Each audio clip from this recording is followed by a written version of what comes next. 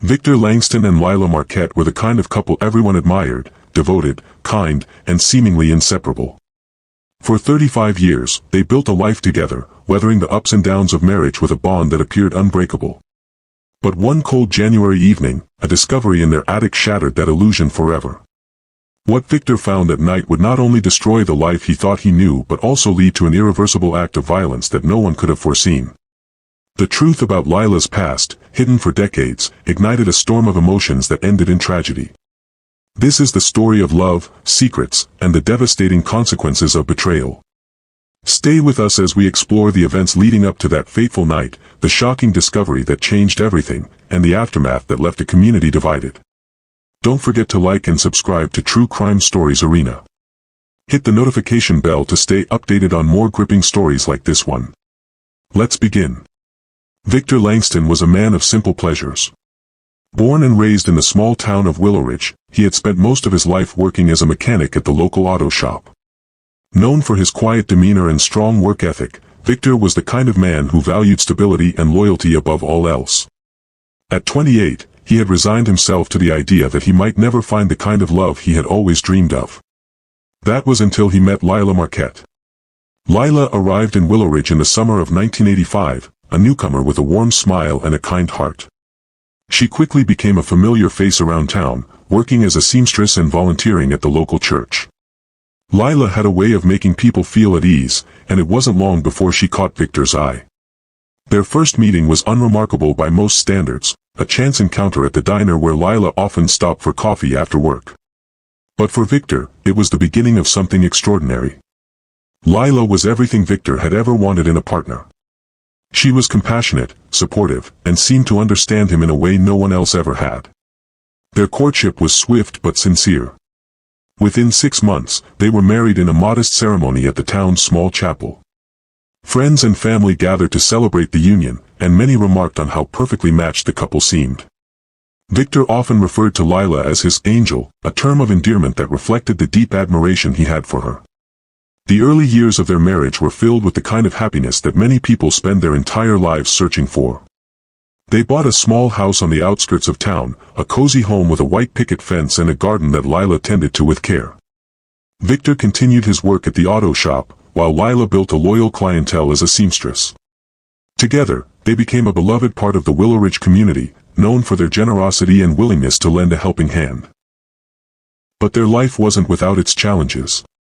Like any couple, Victor and Lila faced their share of disagreements and hardships. Financial struggles, health scares, and the occasional argument tested their bond, but they always seemed to come out stronger on the other side. To the outside world, their marriage was a testament to love and commitment, a partnership built on trust and mutual respect. As the years turned into decades, Victor and Lila settled into a comfortable routine. They celebrated anniversaries with quiet dinners at home, exchanged thoughtful gifts on birthdays, and spent weekends working on projects around the house. They didn't have children, a fact that some in the community found curious, but Victor and Lila never seemed bothered by it. They had each other, and that was enough. By the time they reached their 35th wedding anniversary, Victor and Lila had become something of an institution in Willowidge. Neighbors often spoke of their kindness and the way they seemed to complement each other so perfectly. Victor, with his reserved nature, was balanced by Lila's warmth and outgoing personality. They were the kind of couple that others aspired to be, a shining example of what a loving marriage could look like. But beneath the surface of their seemingly perfect life, there was a secret, a truth that Lila had carried with her for decades. It was a part of her past that she had chosen to leave behind, a decision she made out of fear and a desire to protect the life she had built with Victor. For 35 years, that secret remained hidden, locked away in the recesses of her mind and in a small chest in the attic. She had convinced herself that it would never come to light, that the life she had created with Victor was strong enough to withstand the weight of her past. She was wrong.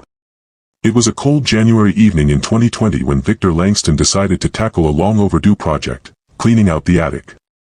The space had become a catch-all for decades of memories, old photo albums, holiday decorations, and boxes of items they no longer used but couldn't bear to part with. Victor had been meaning to sort through it for years, but life always seemed to get in the way. That night, however, he was determined to make progress. As he sifted through the clutter, Victor came across a small, locked chest tucked away in the corner of the attic. It was unassuming, covered in a thin layer of dust and unlike anything he remembered seeing before. Curious, he brought it downstairs and placed it on the kitchen table. When Lila saw the chest, her reaction was immediate. Her face paled, and her hands trembled as she reached for it. "What's in here?" Victor asked, his tone light but inquisitive. "Just some old paperwork," Lila replied quickly, her voice unsteady. "Nothing important." Victor raised an eyebrow. "Why is it locked, then?" Lila hesitated, her eyes darting to the chest and then back to Victor. "It's personal," she said finally. "Please, just leave it alone." Her response only fueled Victor's curiosity. Lila had always been open with him, sharing everything from her thoughts and feelings to the smallest details of her day. Her sudden defensiveness was out of character, and it left Victor feeling uneasy. He decided to respect her wishes for the moment, but the chest lingered in his mind long after they had gone to bed. Later that night, unable to sleep, Victor crept back into the kitchen. The chest sat where he had left it, its lock glinting faintly under the dim light. He knew he shouldn't open it, Lila had asked him not to, but his curiosity had grown into something he couldn't ignore. He retrieved a set of tools from the garage and carefully pried the lock open. Inside, Victor found a collection of documents that would change his life forever. The first was a birth certificate, issued in another state, with a name he didn't recognize, Lionel Marquette. Beneath it were medical records detailing a series of procedures, including gender reassignment surgery, dated shortly before Lila had moved to Willowidge. There were also letters, some from doctors, others from family members, discussing Lionel's decision to transition and the challenges that came with it. Victor's hands trembled as he sifted through the papers. His mind raced, struggling to make sense of what he was seeing. The woman he had loved and shared his life with for 35 years had been born a man. The realization hit him like a tidal wave, leaving him breathless and disoriented. He felt as though the ground beneath him had shifted, leaving him unsteady and unsure of what was real. When Lila came downstairs the next morning, she found Victor sitting at the kitchen table, the contents of the chest spread out before him. Her face crumpled as she realized what had happened. "You went through it," she said softly, her voice heavy with resignation. Victor looked up at her, his expression a mixture of anger, confusion, and heartbreak. "Why didn't you tell me?" he demanded. "How could you keep something like this from me?" Lila sank into a chair, tears streaming down her face. "I was scared," she admitted. "I didn't know how to tell you. I thought if you knew, you wouldn't love me anymore." Her words only deepened Victor's sense of betrayal. He felt as though his entire life had been a lie, the foundation of their marriage built on a secret he had never been given the chance to confront. The woman he thought he knew so well now seemed like a stranger, and the love he had for her was overshadowed by a storm of emotions he couldn't control. The argument that followed was unlike anything they had ever experienced. Victor's voice rose with anger, while Lila pleaded for understanding. She tried to explain her decision, to make him see that her love for him had always been real, but Victor couldn't hear her over the roar of his own pain. The life they had built together, the memories they had shared, now felt tainted in his eyes. By the time the argument ended, both of them were left emotionally drained. Lila retreated to the bedroom, while Victor remained at the kitchen table, staring at the documents that had upended his world. He couldn't shake the feeling of betrayal, the sense that the woman he had loved for so long had been hiding something fundamental from him. And as the hours passed, his anger only grew. The tension in the Langston household was unbearable the following morning. Victor had barely slept, his mind consumed by the discovery he had made. Every memory he shared with Lila now felt like a cruel joke, a reminder of the secret she had kept from him for over 3 decades. He couldn't reconcile the woman he had loved with the truth he had uncovered. The betrayal cut deeper than he could have imagined, and his anger simmered just beneath the surface. Lila, on the other hand, was a wreck.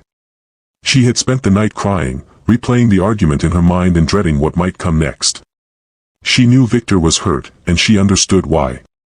But she also knew that her decision to keep her past a secret had been born out of fear, fear of rejection, fear of violence, and fear of losing the life she had worked so hard to build. She had hoped that her love for Victor and the life they had shared would be enough to overcome the truth, but now it seemed as though everything was falling apart. By mid-morning, Victor finally confronted Lila again. This time, his anger boiled over. He demanded answers, pressing her for details about her past and why she had chosen to keep it from him. Lila tried to explain, her voice trembling as she recounted the challenges she had faced before meeting him. She spoke of the pain of living in a body that didn't feel like her own, the courage it had taken to transition, and the hope she had found when she met Victor. She told him that her love for him had always been genuine, that she had never meant to deceive him. But Victor couldn't hear her. His mind was clouded by rage and a sense of betrayal that he couldn't shake. To him, Lila's decision to keep her past a secret felt like a violation of the trust they had built over the years. He accused her of lying to him, of building their marriage on a foundation of deceit. The argument escalated quickly, with both of them shouting over each other, their words cutting deeper with each exchange. At one point, Lila broke down completely. "I didn't tell you because I was afraid," she cried. "I was afraid you wouldn't love me anymore. I was afraid you'd leave me. And now I see that I was right." Her words struck a nerve in Victor. He felt as though she was blaming him for her decision, as though her fear of his reaction justified the years of secrecy. His anger reached a breaking point, and in a moment of blind rage, he stormed out of the room. Lila, shaken and heartbroken, retreated to the living room, hoping to give him space to cool down. But Victor didn't cool down. Instead, his anger festered, growing darker with each passing moment. He couldn't stop thinking about the life he thought he had, the love he thought was real, and the truth that had shattered it all. He felt as though he had been robbed of something precious, and the pain of that realization consumed him. When Victor returned to the living room, he was holding the handgun he kept in a drawer by the bed. Lila froze when she saw it, her eyes wide with fear. "Victor," she said softly, her voice trembling.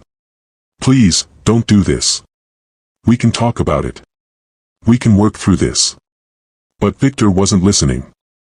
His mind was clouded by anger and heartbreak, and in that moment, he couldn't see the woman he had loved for 35 years. All he could see was the betrayal, the secret that had destroyed the life he thought he knew. Without a word, he raised the gun and pulled the trigger. The sound of the gunshot echoed through the house, followed by a second shot moments later. Lila collapsed to the floor, her body crumpling as blood pooled around her. She gasped for air, her eyes filled with pain and disbelief. By the time the paramedics arrived, it was too late. Lila was gone. Victor didn't resist when the police arrived. He sat on the couch, the gun resting on the coffee table in front of him, his face blank and devoid of emotion. When the officers asked him what had happened, he simply said, "I found out the truth." The murder of Lila Marquette sent shockwaves through the quiet town of Willowidge. News of the tragedy spread quickly, and the community was left grappling with the horrifying reality of what had happened. Victor Langston, a man who had been known for his quiet demeanor and steady presence, was now at the center of a crime that no one could have anticipated. The couple who had once been admired for their seemingly unshakable bond was now the subject of hushed conversations and heated debates. Victor was arrested at the scene without incident. He offered no resistance as the police placed him in handcuffs and led him out of the house. Neighbors gathered outside, their faces a mixture of shock and sorrow as they watched the man they had known for decades being taken away. Some whispered among themselves, trying to make sense of what had happened, while others stood in stunned silence. At the police station, Victor was questioned about the events leading up to the shooting. His responses were calm but filled with bitterness. He admitted to discovering Lila's secret and described the argument that had followed. When asked why he had resorted to violence, Victor struggled to articulate his emotions. "I don't know," he said finally. I couldn't handle it." The case quickly gained national attention, with media outlets picking up the story and framing it as a tragic tale of love, betrayal, and violence. Reporters descended on Willowidge, interviewing neighbors, friends, and anyone who had known Victor and Lila. The narrative that emerged was as divisive as it was heartbreaking. Some painted Victor as a victim of deception, a man whose life had been upended by a secret he had never been given the chance to confront. Others saw him as a perpetrator of a hate-fueled crime, a man who had taken the life of someone he claimed to love because he couldn't accept her truth. The community of Willowidge was similarly divided. Some residents expressed sympathy for Victor, believing that Lila's decision to keep her past a secret had been unfair and that her actions had ultimately led to the tragedy. Others were horrified by Victor's actions, arguing that no amount of betrayal could justify taking another person's life. The town, once united in its admiration for the Langstons, was now fractured by differing opinions on who was to blame. Lila's funeral was a somber affair, attended by a small group of friends and clients who had known her as a kind and compassionate woman. Her death became a rallying point for advocates of transgender rights, who used her story to highlight the dangers and challenges faced by transgender individuals, particularly in relationships.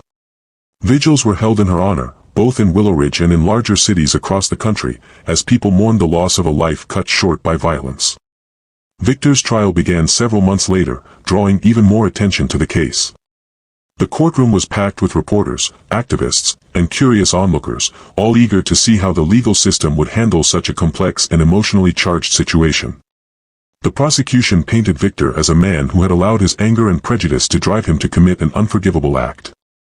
They argued that Lila's decision to keep her past a secret was not malicious but a means of protecting herself in a world that often rejected people like her. The defense, on the other hand, portrayed Victor as a man who had been pushed to the edge by a revelation that shattered his sense of reality. They argued that his actions, while tragic, were the result of an emotional breakdown rather than premeditation. They emphasized the years of love and devotion he had shown Lila, suggesting that his reaction was born out of heartbreak rather than hatred. As the trial unfolded, the nation watched with bated breath, waiting to see how the jury would rule. The case had become a flashpoint for discussions about gender identity, honesty in relationships, and the limits of forgiveness. It was clear that whatever the outcome, the story of Victor and Lila Langston would leave a lasting impact on everyone who heard it. After weeks of emotional testimony and heated arguments in the courtroom, the jury finally reached a verdict. The nation held its breath as the decision was announced. Victor Langston was found guilty of manslaughter. The jury had rejected the prosecution's argument for a murder conviction, citing the emotional context of the crime and the lack of premeditation. Instead, they determined that Victor's actions, while undeniably tragic, were the result of an impulsive and emotional response to a deeply personal revelation. The judge sentenced Victor to 15 years in prison, with the possibility of parole after 10 years. The courtroom was silent as the sentence was read, the weight of the decision hanging heavily in the air. For some, the verdict was a relief, a recognition of the complexity of the case and the emotional turmoil that had led to the crime. For others, it was a disappointment, a sign that the justice system had failed to fully hold Victor accountable for taking Lila's life. Outside the courthouse, reactions were mixed. Supporters of Lila gathered to express their outrage, holding signs that called for justice and decrying the violence that had ended her life. Many saw the verdict as a reflection of society's failure to protect transgender individuals, arguing that Lila's death was not just a personal tragedy but a symptom of a larger issue. Advocates called for greater awareness and understanding, urging people to recognize the humanity of transgender individuals and the challenges they face. On the other side, there were those who sympathized with Victor, believing that he had been pushed to the edge by a revelation that would have been difficult for anyone to process.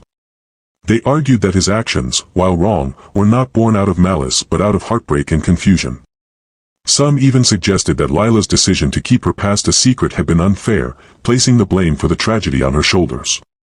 Victor's time in prison was marked by reflection and regret. In letters to his family, he expressed deep sorrow for what he had done, acknowledging that his inability to accept Lila's truth had led to a tragedy that could never be undone.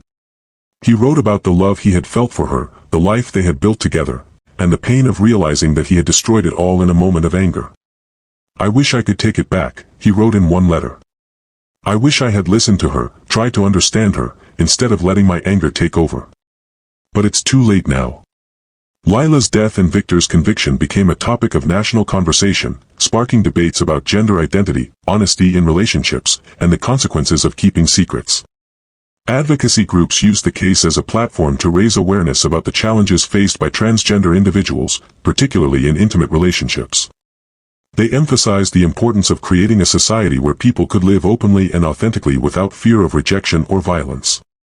In Willowidge, the Langston home remained empty, a haunting reminder of the tragedy that had unfolded within its walls. Neighbors spoke of Victor and Lila with a mixture of sadness and disbelief, struggling to reconcile the couple they had known with the events that had transpired. The house, once a symbol of love and stability, now stood as a testament to the devastating consequences of secrets and the fragility of human relationships. For Victor, the years in prison were a time of reckoning. He attended counseling sessions, participated in support groups, and worked to come to terms with the choices he had made. He often spoke of Lila during these sessions, describing her as the love of his life and expressing regret for the way their story had ended. She deserved better, he said during one session. She deserved someone who could accept her for who she was. I failed her, and I'll carry that with me for the rest of my life. Lila Marquette's death left a profound impact, not just on the small town of Willowidge but on a much larger scale. Her story became a symbol of the struggles faced by transgender individuals and the dangers of living in a world that often fails to understand or accept them. Advocacy groups across the country rallied around her name, using her tragic end as a call to action for greater awareness, education, and compassion. In the months following her death, a scholarship fund was established in Lila's honor. The Lila Marquette Memorial Scholarship was created to support young transgender individuals pursuing education and personal growth. The fund aimed to provide opportunities for those who, like Lila, had faced challenges in their journey to live authentically. The scholarship became a beacon of hope for many, a way to ensure that Lila's legacy would be one of empowerment and progress rather than tragedy. Vigils were held in cities across the country, with people gathering to mourn Lila's loss and celebrate her life. Candles were lit, and stories were shared about the importance of acceptance and the need for a society where people could live without fear of rejection or violence. Lila's name became a rallying cry for change, a reminder of the work that still needed to be done to create a more inclusive and understanding world. In Willowidge, the community struggled to come to terms with what had happened.